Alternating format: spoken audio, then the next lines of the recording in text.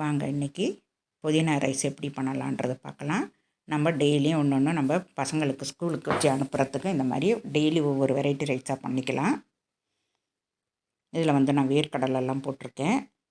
உங்களுக்கு வேர்க்கடலை பிடிக்கும்னா வேர்க்கடலை போட்டுக்கலாம். நான் கடலைப்பருப்பு போடலை, அதுக்கு பதில் தான் நான் வேர்க்கடலை போட்டிருக்கேன். வேர்க்கடலை நமக்கு சாஃப்டாக இருக்கும், அதனால் போட்டிருக்கேன். வாங்க வீடியோக்குள்ளே போகலாம். நான் 2 கைப்பிடி அளவுக்கு புதினா இலையை நல்லா கழுவிட்டு எடுத்து வச்சுருக்கேன். நான் மிக்ஸி ஜாரில் போட்டுக்கலாம்.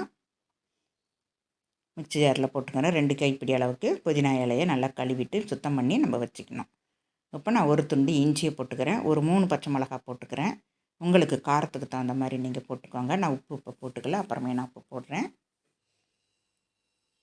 இந்த அளவுக்கு நமக்கு நைஸாக அரைச்சி வந்துடணும். இந்த அளவுக்கு அரைச்சி வந்துட்டோம். இப்போ ஒரு கடாயில் கொஞ்சம் எண்ணெய் விட்டுக்கலாம். எண்ணெய் கொஞ்சம் தாராளமாகவே விட்டுக்கலாம். உங்களுக்கு நெய் வேணும்னாலும் விட்டுக்கலாம். நான் எண்ணெய் தான் விட்டுருக்கேன். இன்னும் நல்லெண்ணெய் விட்டிங்கன்னா இன்னும் நல்லா டேஸ்டியாக இருக்கும். நான் நல்லெண்ணெய் தான் விட்டுருக்கேன். ஒரு டீஸ்பூன் அளவுக்கு கடுகு, 1 டீஸ்பூன் அளவுக்கு உளுத்தம்பருப்பு போட்டிருக்கேன். கருவேப்பிலையை போட்டிருக்கேன். கொஞ்சோண்டு பெருங்காயத்தூள் போட்டுக்கலாம். இப்போ நம்ம அரைச்சி வச்சுருக்கிற விழுதையும் அதில் போட்டுக்கலாம். போட்டுட்டு நல்லா கலந்து விட்டுக்கோங்க. நல்லா கலந்து விட்டுக்கோங்க. அந்த பச்சை வாடை போகட்டும். அந்த பச்சை வாடை போகிற வரைக்கும் நல்லா கலந்து விட்டு நம்ம இப்போ சாதத்தை கொட்டிக்கலாம். இப்போ நான் ஒரு கைப்பிடி அளவுக்கு நான் வறுத்த வேர்க்கடலையை இந்த டயத்தில் நான் போடுறேன். முன்னாடியே போட்டோம் அப்படின்னாக்கா பச்சை வேர்க்கடலையாக இருந்தது அப்படின்னா எண்ணெயில் கூட போட்டு நீங்கள் வறுத்து எடுத்துக்கலாம்.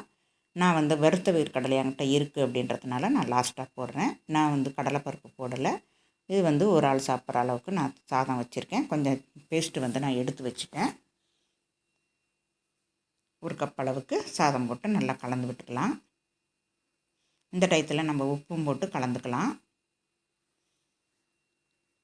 உப்பு போட்டு கலந்துட்டு அதுக்கப்புறம் நீங்கள் சாப்பிட்டீங்கன்னா அப்படின்னா சூப்பராக இருக்கும்.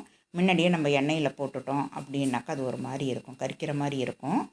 அதனால தான் நான் லாஸ்ட்டில் போடுறது உப்பு. இந்த வேர்க்கடலையோடு வச்சு நம்ம சாப்பிட்டோம் அப்படின்னா அவ்வளோ டேஸ்டியாக இருக்கும். முன்னாடியே நம்ம வேர்க்கடலையில் போட்டுட்டோம் அப்படின்னா ஊறின மாதிரி ஆகிடும். அதனால் நீங்கள் லாஸ்ட்டில் போட்டு சாப்பிடுங்க. இந்த வீடியோ பிடிச்சிருந்ததுன்னா லைக் பண்ணுங்கள், ஷேர் பண்ணுங்கள். தேங்க்யூ.